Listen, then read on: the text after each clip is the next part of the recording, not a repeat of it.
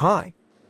In this video I will try to briefly summarize the main points about the difference between medium pips and short pips, and which are better for which play. If you are already a very experienced user of medium and short pips, this video is not for you, it's for those who still need to learn and master these types of rubbers. There will be all sorts of general and basic information. By the way, you can immediately put a like it if you like what we do, just in case, so you don't forget later. I myself have tried a lot of different pips out rubbers to get an idea of them. And Alexei Sipachevsky also shared a number of valuable comments and added something to it as he was preparing this material.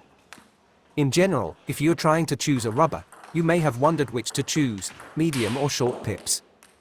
Before trying to answer this question, I recommend you to answer another one: what kind of game you want to realize with it.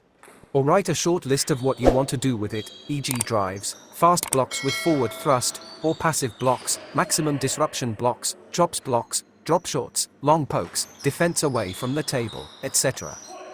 With a list like this, it'll be easier for you to figure out what type of pips works best for you based on the information I'll give you in this video. I've played different rubbers from both categories. When I first started playing tennis, I happened to have medium pips on a medium thick sponge on my first bat. It was cheap yet surprisingly good Pluto from a Chinese producer Inhe.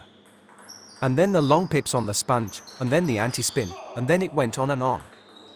It even came to a very rare option such as short pips without a sponge on a fast blade. Anyway, sit back with your tea, and I'll give you the secret information right now. I'll start by saying that I'm a combined type of player, which means that I like to defend, and to block, and to poke, and topspin, and flat hits. That is, it's all mixed up, both in terms of methods and styles of play.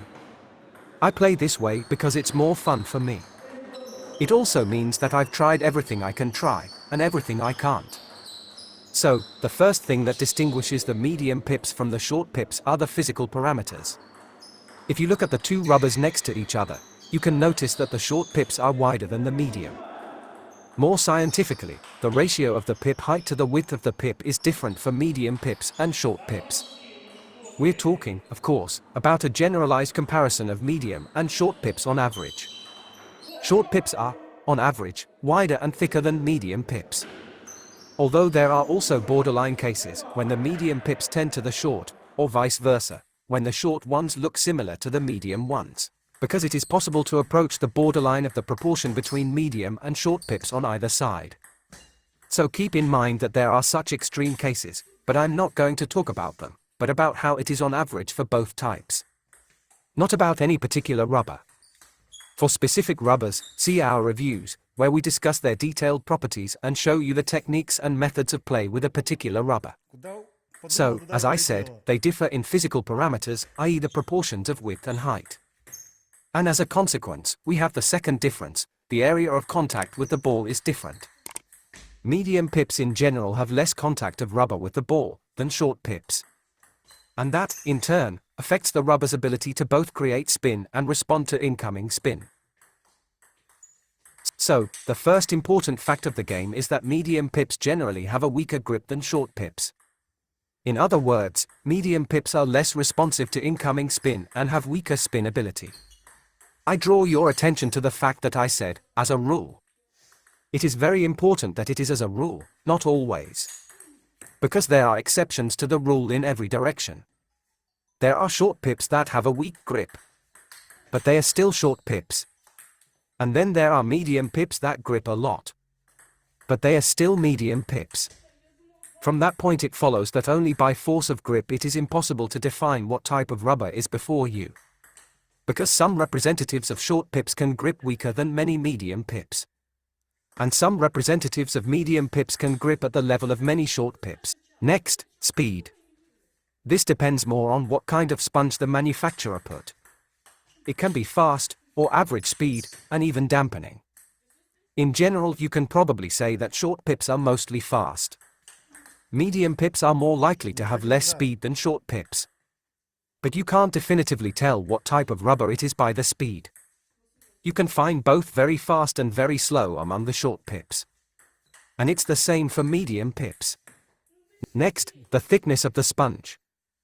Here we can say that short pips have a greater tendency to have the thickest sponge possible, in the sense that they are more often made including the version on the thickest sponge, although they are also available on thin sponges. Whereas medium pips are less likely to have the thickest sponge option. That's because the overall thickness of the rubber should not be more than 4 mm according to the rules, and since medium pips have a longer pimple length on average, if the pimple itself is quite long, you can't put it on a very thick sponge to stay within the 4 mm allowed by the rules. And now I move on to the game differences. Short pips allow you to spin the ball more, that's on average. And because of that, they give you more opportunities to handle the ball. That is, for example, when the ball is not high, it is easier to hit a drive into the opponent's table, or topspin. I mean the situation when you have a good understanding of what rotation is coming to you and you handle it correctly. But sometimes you don't understand the rotations correctly.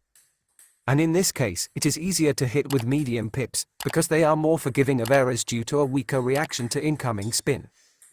And for the same reason, medium pips are also easier to play against strong spin serves. So if the spinny serve is a problem for you to return, you might want to get yourself some medium pips. Or maybe even long pips.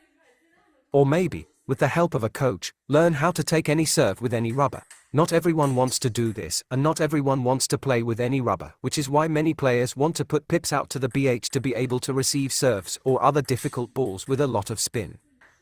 That's why we don't tell you what rubber you want to play with, but help you decide who is better suited for what situation. Next, the disruption effect. Both short and medium pips have it when compared to inverted rubbers. If we're talking about short pips, it makes no sense to think about effect in purely passive play, because it is minimal in such a situation, and trying to win points at its expense is silly. I emphasize that we're talking about purely passive play. The effect of short pips occasionally manifests itself in combination with speed, when the ball from short pips flies fast, and there is a little effect in it. In general, medium pips have the same effect, but their effect is noticeably higher than that of short pips.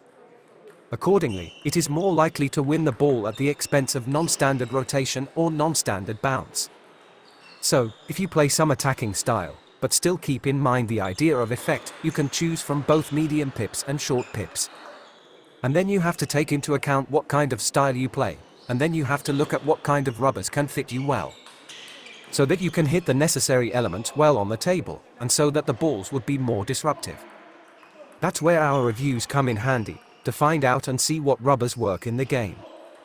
I've tried all sorts of pips and have come to the conclusion that both short pips and medium pips are almost always a rubber for playing near table in an attacking and counter-attacking style. Short pips are mostly for offensive play in a fast rhythm at the table.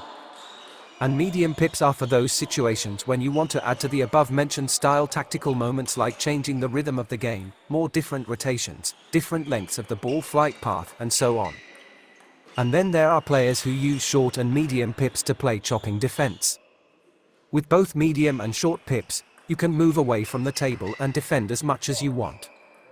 All sorts of pips are suitable for this, not only slow, but also fast, not only on thin sponges, but also on thick ones, and soft and hard as well. That's the big picture.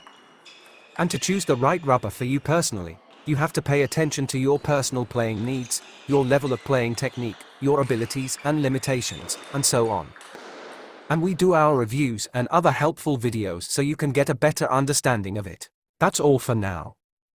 By the way, if you've seen the video up to this point, you probably found it interesting, which means you should give it a like, because it's good for the channel and a plus sign to your karma.